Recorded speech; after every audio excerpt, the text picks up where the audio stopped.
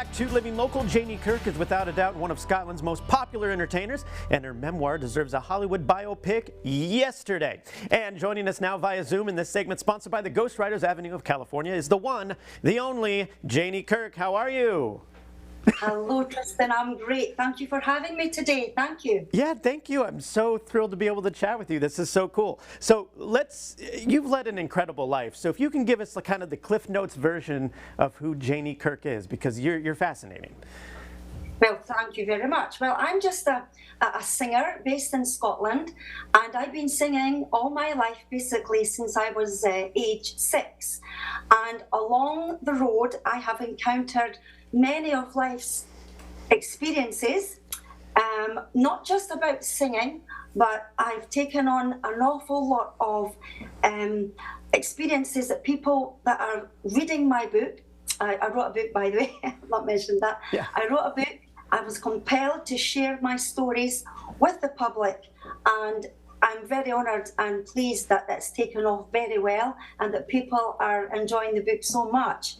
And I was, you know, when people see that you're a singer and you write an autobiography, they automatically think that you're going to be talking about your singing all the time and who you've sung with, and quite rightly so. But with my story, it's a lot more intricate and deeper than that. Yeah, let's get into that a little bit, because I mean, this autobiography has gotten 5-star reviews pretty much across the board. And what is it about your story that really grabs people? Well, like any good story, you have to have a very, very good catching beginning, an exciting middle, and an ending that leads to mass appeal, hopefully for a sequel, etc. However, my book starts off very, very young, and like most singers, we start singing to old people and we work our way up. But I mentioned about abuse and being abused by various men, and I'm quite sure there's an awful lot of people that I've spoken to, an awful lot of ladies and guys who have been able to resonate very much with my experiences, what I went through as a child. And most people don't and can't really talk about that because it's a boo-hoo topic. And not only that, once we get over that, I fall in love with this older people, and being in a very small village, I express the challenges and the heartaches and the fight to succeed with these people. 2 people that I fell in love with. One of them, my husband, latterly, he got very sick, and the establishment labelled him having Lewy bodies dementia, but I had him tested in 4 different labs in the UK, and it came back that he had heavy metals poisoning, and that is something that the NHS don't test you for. So if you've got heavy metals poisoning, they won't recognise that, or it's just they label you with Lewy bodies, basically, or some other kind of dementia. And then he goes into hospital.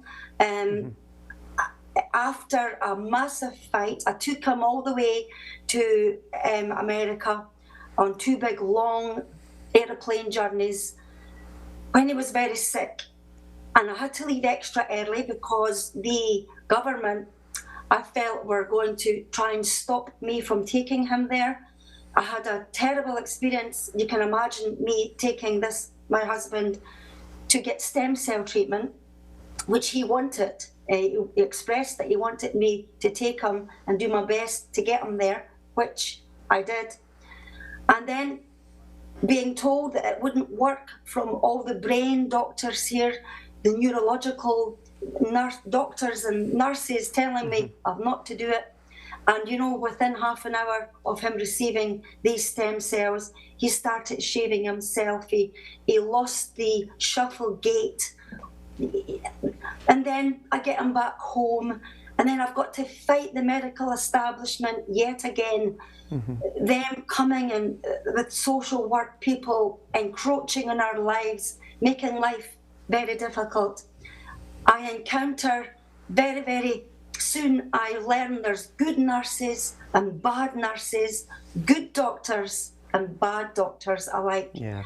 And apart from that fight and struggle which I went through, I also have this incredible story about what I've come through with the singing and being a female in this business.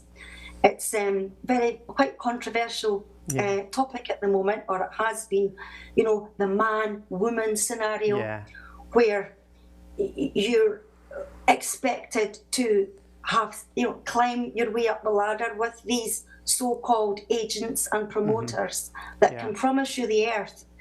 And I thankfully didn't go on that path. I did it my own way, and you know, I've done a lot of things since then, and I thought, reaching the age of 60, it was now time to write my memoir.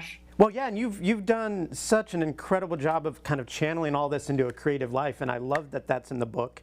And thanks for sharing a few of those stories with us. This is fantastic. Let's talk briefly, you know, about how people can learn more about you. Is it the website, Facebook? How can people learn more about you and get your book and read the rest of the stories? Yeah, well, I do have a website, which is, let me see, Janey-Kirk.co.uk. But if you just Google my name, Janey Kirk, and the singer, it all comes up. You can't miss it, really. I think I'm the only Janey Kirk singer, because I automatically just appear on the first web search. Yeah. Well, Janey, I would talk to you all day, but they're not going to let me. But we're going to talk again soon because I'm fascinated by you. So I'm going to send you an email. But thank you so much for chatting with me today briefly. And I hope you have all the success, and I hope you get that Hollywood movie. I really do. Thank you, my dear. Hey, again, this segment was sponsored by the Ghostwriters Avenue of California. You can learn more when you visit janey-kirk.co.uk. You can find the website there right on your screen. We'll have all those details posted at ourquadcities.com.